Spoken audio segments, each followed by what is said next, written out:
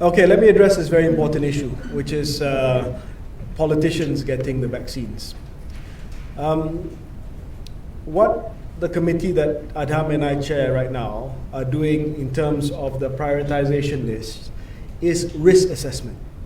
I don't look at you and say you're a politician, you should get it first or last. I look at you, I look at your responsibilities, and we analyze how your risk assessment about how likely it is that you can become someone who spreads the virus. That's the risk assessment.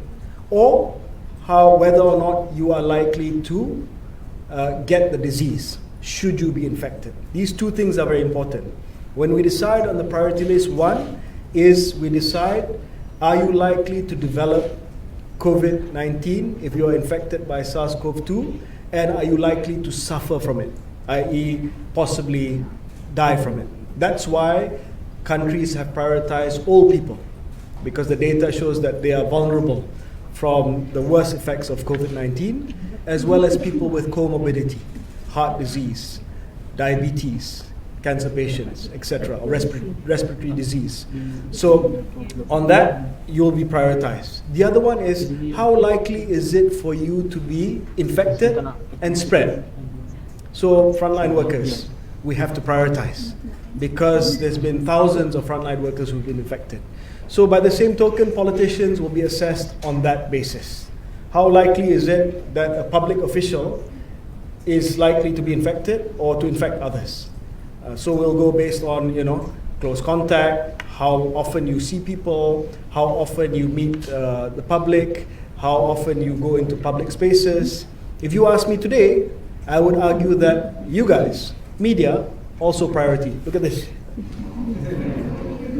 Yeah? So the risk assessment must be based on those criteria. It cannot be, politician dapat, this dapat.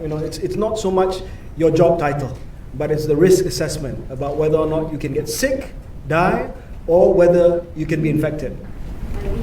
How about the prison inmates as well as... Yes, sorry about that, yeah. We had a long discussion at Cabinet just now about foreign workers. We will, Jawatan Kuasa, JKJAV, Adham and we are meeting tomorrow. We will discuss this and we will make recommendations to Cabinet by January. And this will also include the prison inmates. If you ask me, of course, prison inmates should be high on the priority list. One, because they've been susceptible to outbreaks, clusters, and secondly, there's no way to go. They're in a restricted confined space. Same with the foreign workers. So we're working out that policy and we'll announce that soon.